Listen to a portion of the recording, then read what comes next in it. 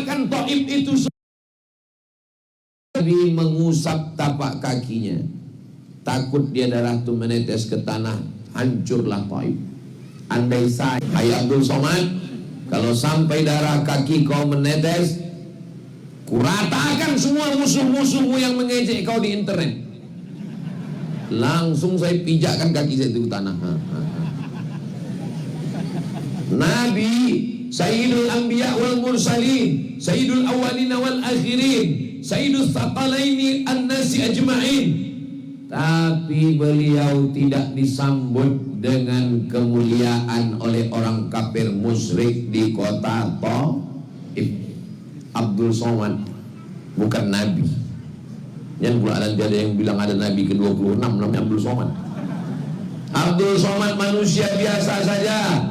Tapi begitu sampai di kampung baru, disambut dengan sambutan yang luar biasa. Yang tepuk tangan dulu,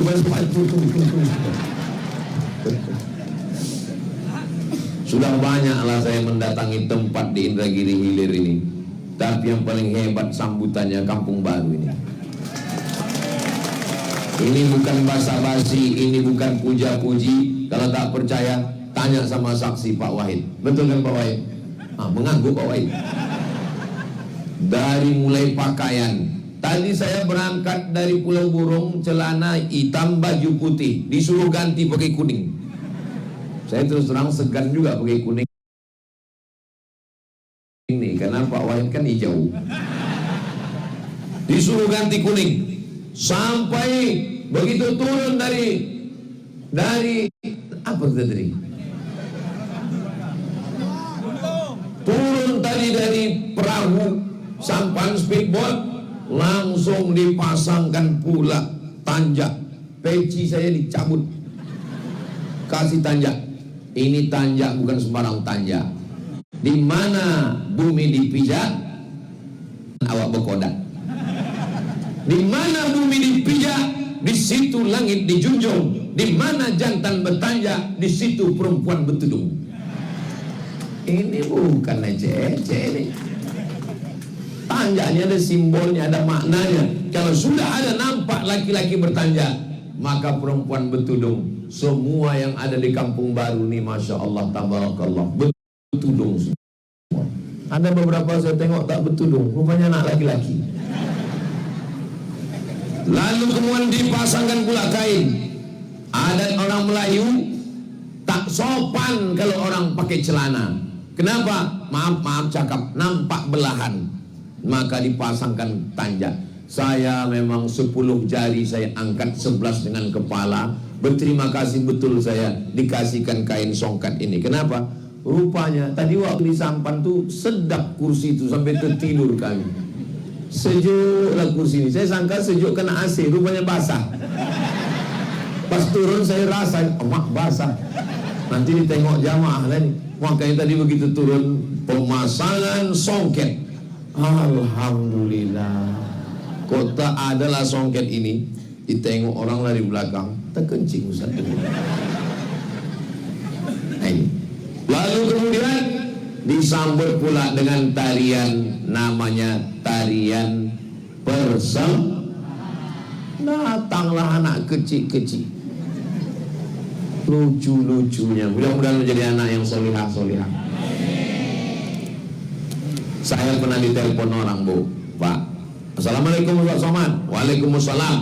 Tolong Ustaz larang tari persembahan. Kenapa gitu Pak? Tari persembahan ini syirik. Kenapa syirik? Karena sembah, menyembah orang datang. Oh, kalau gitu kita rubah aja Pak. Jadi apa? Tari selamat datang. Tetap haram Pak Ustaz. Kenapa haram? Karena yang menari itu anak gadis meliuk-liuk. Kalau gitu kita rubah. Apa? Buat anak TK. Mungkin sampai ceramah saya itu ke kampung Bali. Maka tadi anak-anak TK lucu-lucu. Kenapa? Kalau anak gadis yang menari, pejabat-pejabat yang datang, ditengoknya anak gadis, lupa dia bininya. Tapi kalau menengok anak-anak gadis, ingat kita anak kita di rumah. Apalagi Ustaz Allah selesai menari disambutkanlah. Saya nengok itu mulut kaptennya yang di depan itu. 1, 2, 3, 4, 5, 6, 7, 8. 1, 2, 3, 4, 5, 6, 7, 8. Dia yang depan tuh mau cepat aja selesai. Berbisik Pak Wahid, kata Pak Wahid, lama juga latihan ini Pak Ustaz. Iya, saya bilang. Yang belakang tuh tak ada yang hitung, kan yang ikut aja. Begini depan, gini. Yang depan tuh mau cepat aja saya tengok. 1, 2, 3. Ini luar biasa yang melatih anak-anak ini. Saya terus terang salut sampai sanggup melatih anak-anak, bisa pula tak gemetar dia di depan. Ini luar biasa. Mudah-mudahan guru-gurunya dipanjangkan umur, diberkahi. Saya kalau disuruh tausiah di tengah lapang, di stadion, tanah lapang sepak bola, di gedung olahraga, di hotel, tak takbur, insya Allah saya sanggup. Tapi kalau disuruh ceramah di depan anak-anak, tobat saya. Pernah saya diundang sekolah, Ustaz Somad bisa ceramah di sekolah kami? Bisa, saya bilang. Saya sangka yang mau diceramahi wali murid, rupanya anak-anak kecil. Berikut ini mari kita dengarkan tausiah yang akan disampaikan oleh Datuk Seri Ulama Setia Negara Profesor Abdul Somad. Satu pun anak itu tak ada yang peduli.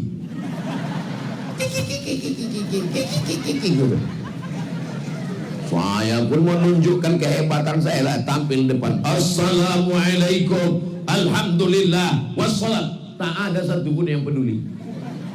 Udah 5 menit saya tengok, udah hampir hilang harga diri saya. Saya panggillah pawangnya. Ibu kepala sekolah, bisa tolong tenangkan anak-anak nih Bu? Datanglah ibu, kecil aja ibu tuh.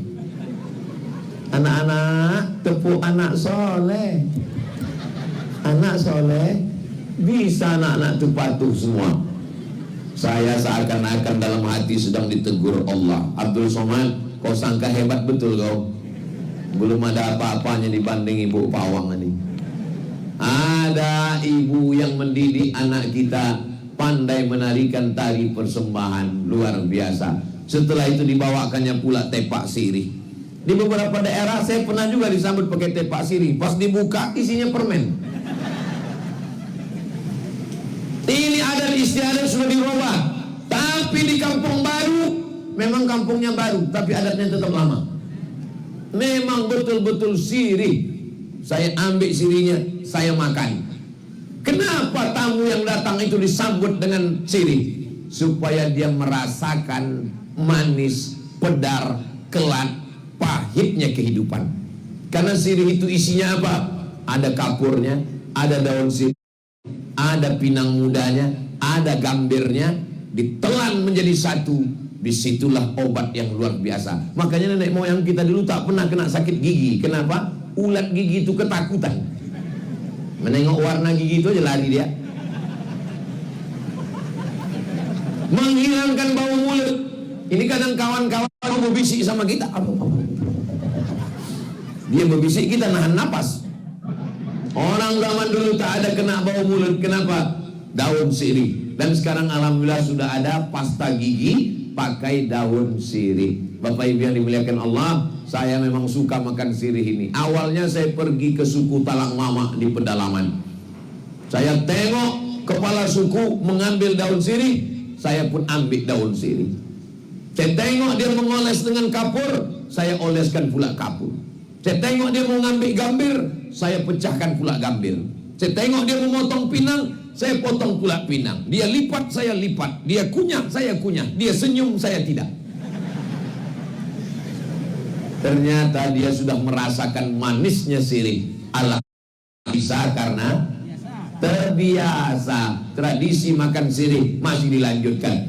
Cuman tradisi yang udah agak hilang saya tengok. Biasa kalau kita ke kampung orang Melayu disambut dengan pencak silat. Tapi saya maklum, ini kan musim hujan, payah berlatih. Tanah lapang basah becek semua. Jadi masa akan datang anak-anak muda kita supaya dia olahraga, supaya dia tampil dalam pekan olahraga kabupaten provinsi, dilatih dengan pencak silat. Nanti Ustaz Abdul Somad datang disambut sekali lagi dengan pencak silat. Setuju? Agak-agak 5 tahun lagi lah. Saudara yang dimuliakan Allah Subhanahu wa taala, saya hari ini disambut dengan kemuliaan kehormatan. Man ahsana ilaikum, siapa yang memuliakan kamu, fakafi'uhu, balaslah. Ini luar biasa sambutan persiapannya. Berapa kain selendang yang hilang ini? Tolong nanti selesai acara dibalikkan lagi Bapak Panitia. Jangan sampai nanti selesai acara ditanya, sampai Ustaz Somad ke kampung baru. Oh iya, apa kesan kau? Hilang selendangku 3. Balikkan lagi. Apalagi pot-pot bunga nih yang cantik-cantik. Cuma Ustaz Somad waktu bilang kemarin, bunga aku belum balik lagi sampai sekarang. Bapak Ibu yang dimuliakan Allah Subhanahu wa taala, hari ini kita berkumpul di bulan yang baik. Ini kita sedang berada di bulan apa pula? Januari. Bulan Rajab. Januari itu nama patung. Namanya patung Januari. Mukanya 2, satu ke muka, satu ke belakang. Itulah mengapa dibuat bulan 1 itu bulan Januari 2023 dan 1 menghadap masa depan 2024. Saya sampai sekarang banyak nama bulan itu saya yang tak tahu. Januari jelas. Saya lahir bulan Mei. Ditanya orang, Ustaz bulan apa? Bulan Mei. Mei itu artinya apa? Maybe yes, maybe no. Iya entah tidak. Ustaz kau buaya rupanya kata. Bapak Ibu yang dimuliakan Allah. Tapi bulan-bulan Arab ini maknanya ada. Rajab diambil dari kata tarjib. Tarjib artinya ta'zim, artinya bulan memuliakan Allah dan bulan yang dimuliakan Allah. Inna iddatash syuhuri indallah 12 syahran fi kitabillah.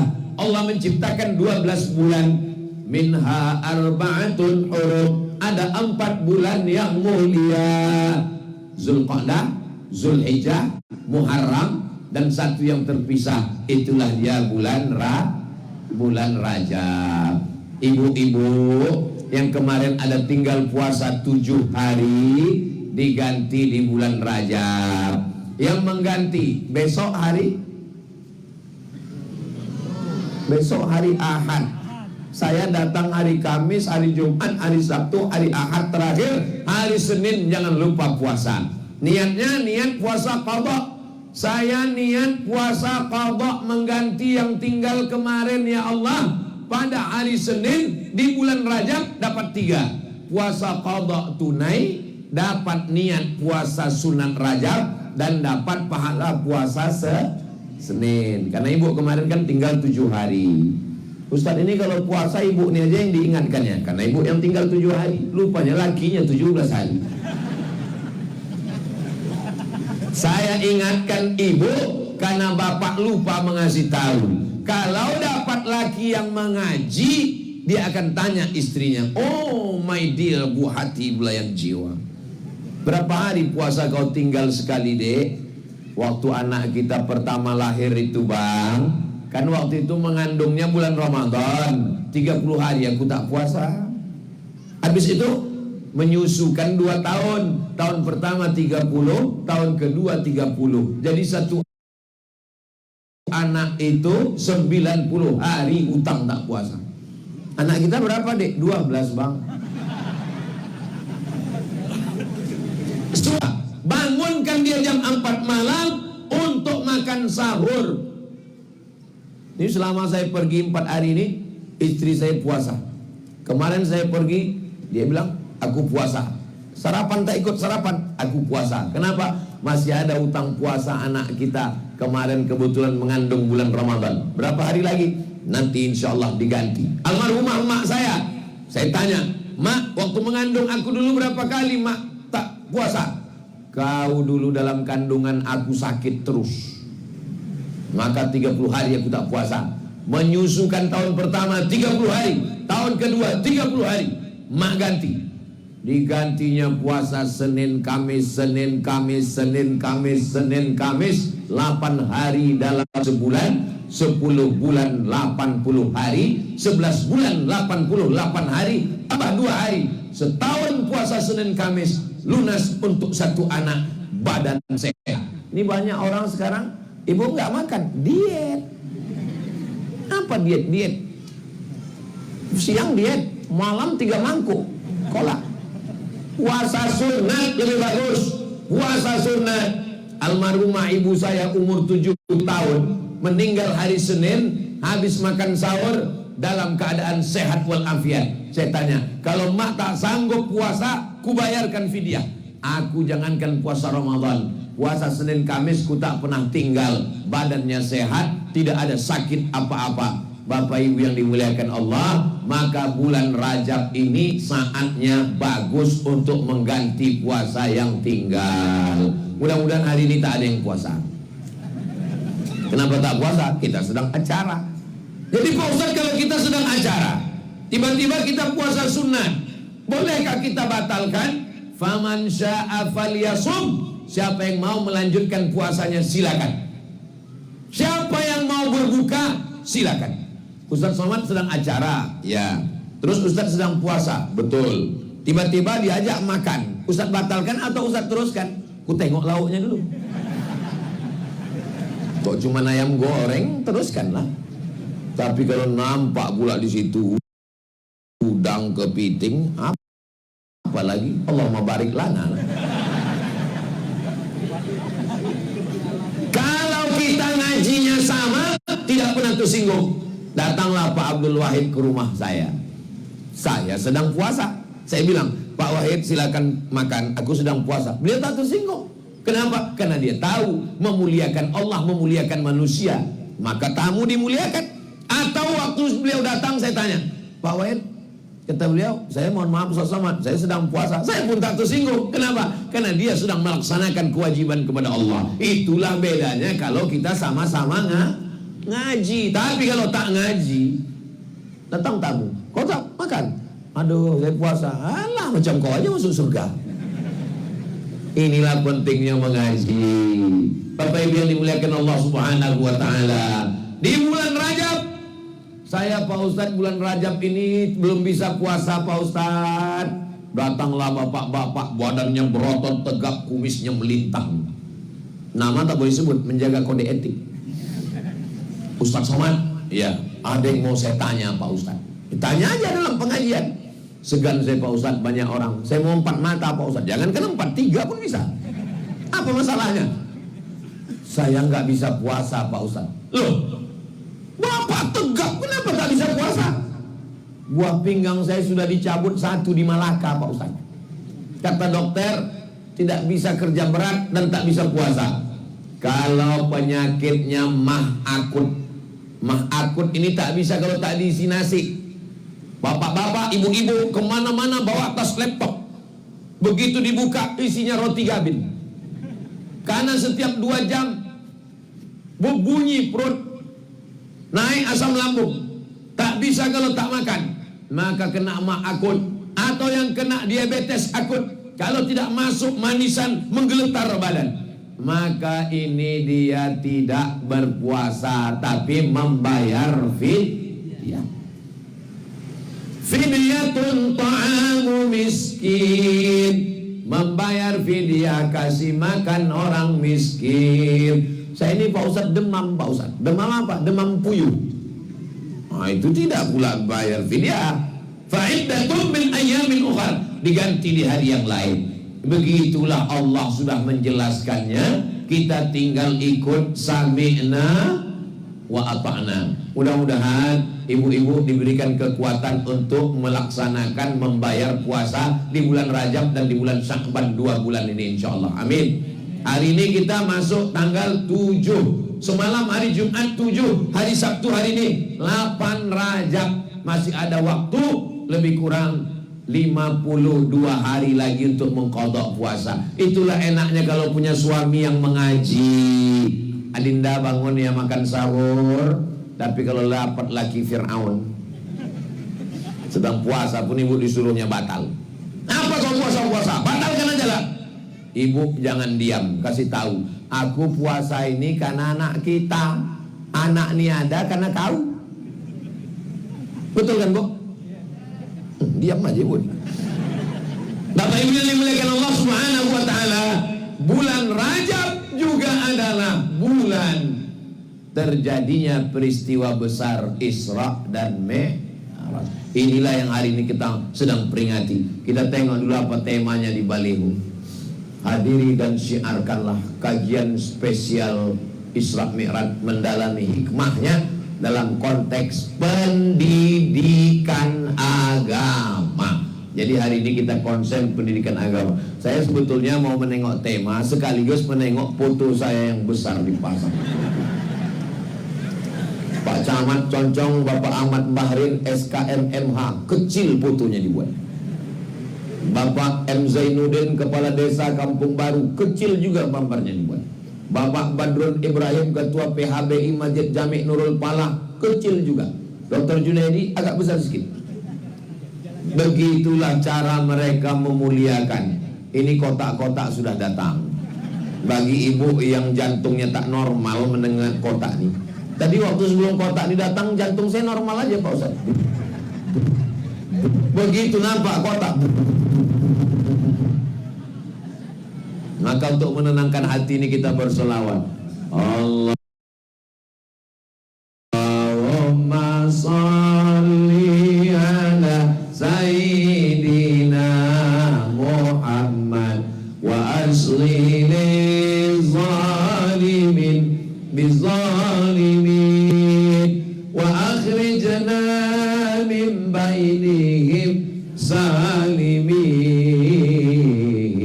wa ala alihi wa sahbihi ajma'in sallallahu rabbuna ala nuril mubin Ahmad al-Mustafa sayyidil mursalin wa ala alihi wa sahbihi ajma'in wa ala alihi wa sahbihi ajma'in.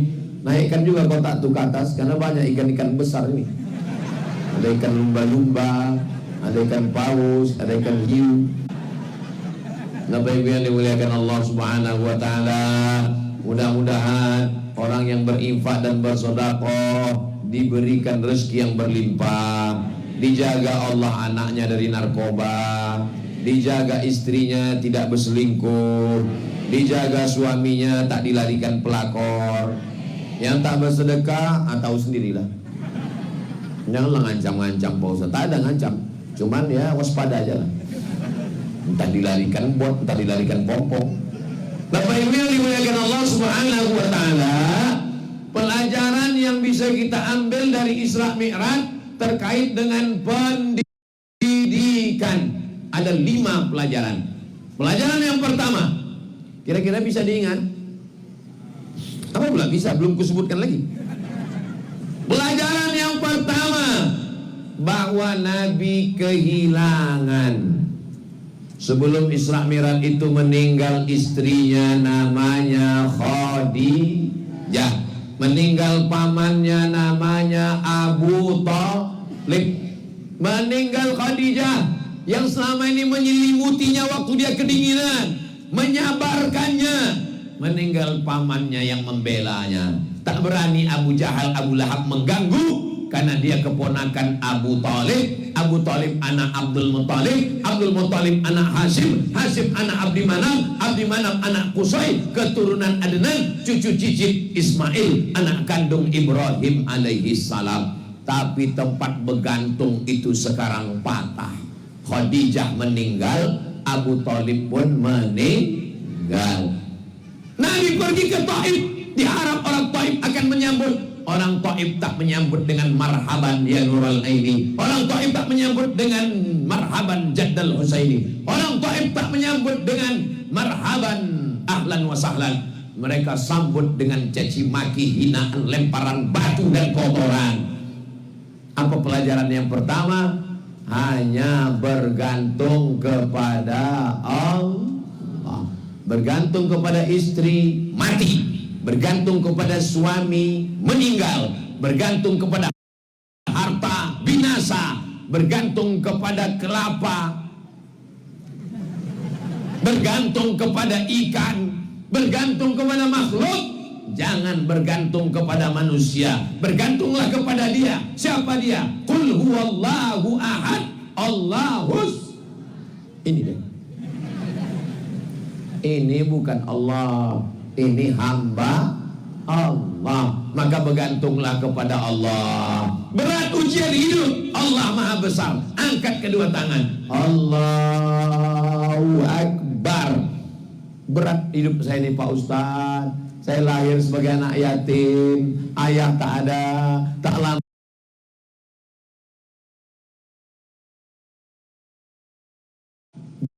ayah tak ada, tak lama emak meninggal. Saya dibesarkan di panti hantu. Lahir anak-anak pun tidak ada tempat mengadu selain kepada Allah. Iyyaka na'budu wa iyyaka nasta'in. Bersandar ke batang kayu akan tumbang. Bersandar ke manusia, hari ini jadi kawan, besok jadi lawan. Bersandarlah kepada Dia. Siapa Dia? Allahu la ilaha illa huwal hayyul qayyum.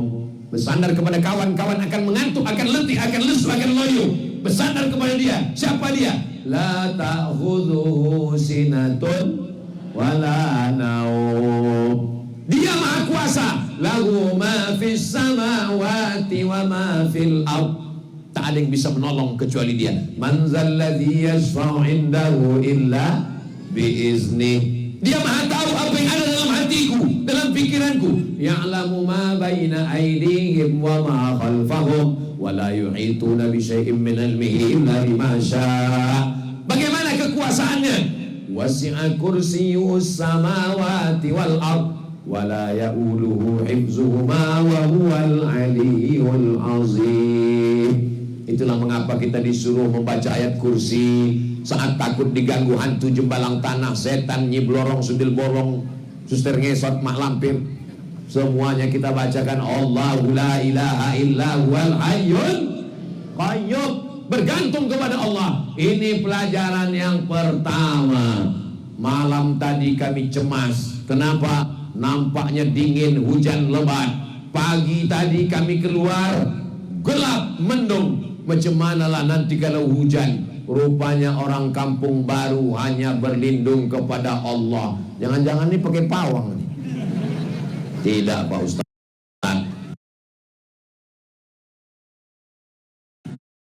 Kami hanya meminta kepada Allah, memohon kepada Allah, berharap kepada Allah. Andai turun hujan, hujan pun menjadi rahmat, insya Allah tumbuh tanam-tanaman. Andai panas, bisa pula disetting siang ini. Panasnya tak terlalu panas, redup-redup saja, mendung tak berarti hujan. Tapi perasaan Ustaz Somad macam mana selama di kampung baru? Perasaan baju sampai 3 lapis ya. 1 lapis singlet dalam, 2 lapis, 3 lapis, 4 lapis. Mau tak dipasang dianggap tak hormat sama orang kampung baru, apa usah dipakai. Kepanasan yang penting gaya. Mudah nanti kalau mau nengok video Ustaz Somad. Kami setiap nengok ceramah Ustaz Somad di YouTube, baju putih celana hitam, baju putih celana hitam. Kapan Ustaz ganti baju? Ganti baju ketika tausiah di kampung baru Concong. Mudah aja nengoknya nanti. Yang mana video waktu di Concong itu? Tak perlu tengok judulnya, tak perlu tengok tanggalnya. Asal nampak pakai tanjak, pakai sorban panjang macam film India, nampak pakai baju kuning, dapat dipastikan itu adalah video di Concong. Allahu Akbar. Kenapa Ustaz bertakbir Allahu Akbar? Biasa manusia ini kalau dipuji mulai mengembang lubang hidungnya. Kalau udah terasa dia agak-agak kembang, cepat pegang Allahu Akbar. Mana tahu ibu dipuji nanti cantik kali anaknya. Anak siapa? Allahu Akbar. Cepat balikkan ke Allah. Karena kalau kita tidak balikkan ke Allah, datang setan melalui tatapan mata. Nama penyakitnya ain. Penyakit ain bangkit dari kekaguman. Cepat balikkan kepada Allah. Ini rumah siapa? Alhamdulillah, titipan dari Allah. Ini mobil siapa? Alhamdulillah, ini titipan dari Dialer, baru bayar DP. Ini siapa? Alhamdulillah, Masya Allah, Tabarakallah. Jangan kita sendiri. Ini anak ibu. Iya, cantik kali. Siapa dulu mamanya?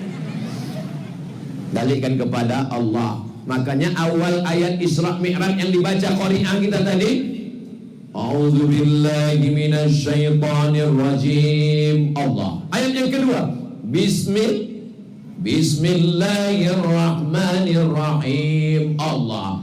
Ayat yang ketiga, Subhanalladzi asra bi'abdihi laila.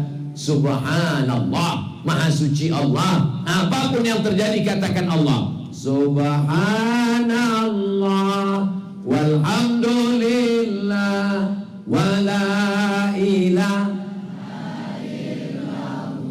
wallahu akbar wala haula wala quwwata illa billahil aliyyil azim. Daripada merepet tak tentu arah macam pompong rusak.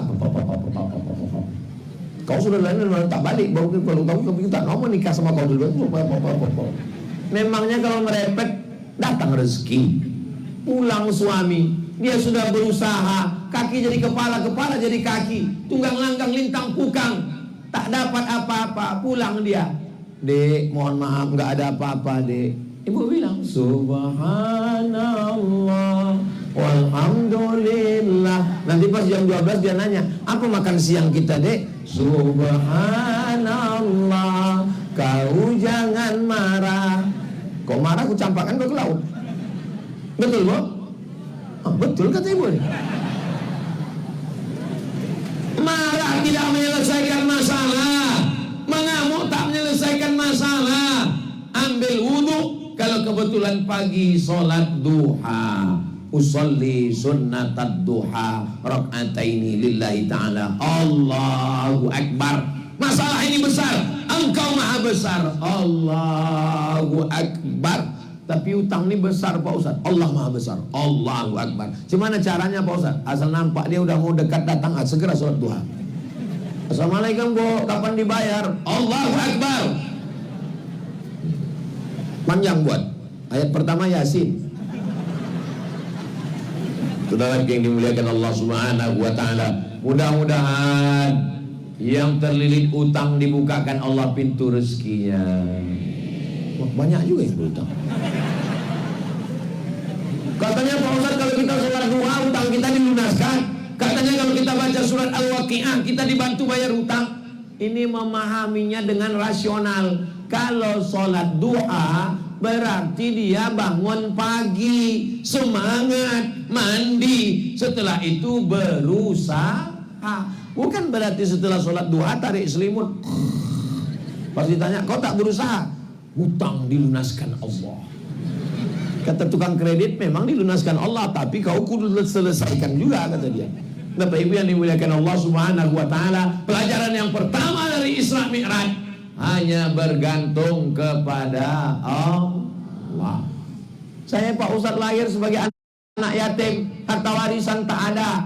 Jangan berharap pada yang ada, jangan putus harap pada yang tak ada. Hai anak-anak muda yang anak orang kaya, kebun kelapanya sejauh mata memandang, speedboatnya ada 5, duitnya banyak. Jangan berharap pada yang ada. Hai anak yatim yang susah, tak ada ayah, tak ada ibu, jangan putus harap pada yang tak ada. Karena Allah maha kuasa mengadakan yang tak ada, Allah juga kuasa membuat yang ada menjadi tak ada. Betul? Pusing kepala kami mendengar ceramah Ustaz ini. Ada tak ada, ada tak ada, ada tak ada. Yang ada ini bisa menjadi tak ada, yang tak ada bisa menjadi ada. Sulitkah bagi Allah? Yang ada ini bisa menjadi tak ada, yang tak ada bisa menjadi ada. Sulitkah bagi Allah? Tidak. Yang ada ini bisa menjadi tak ada, yang tak ada bisa menjadi ada. Sulitkah bagi Allah? Tidak.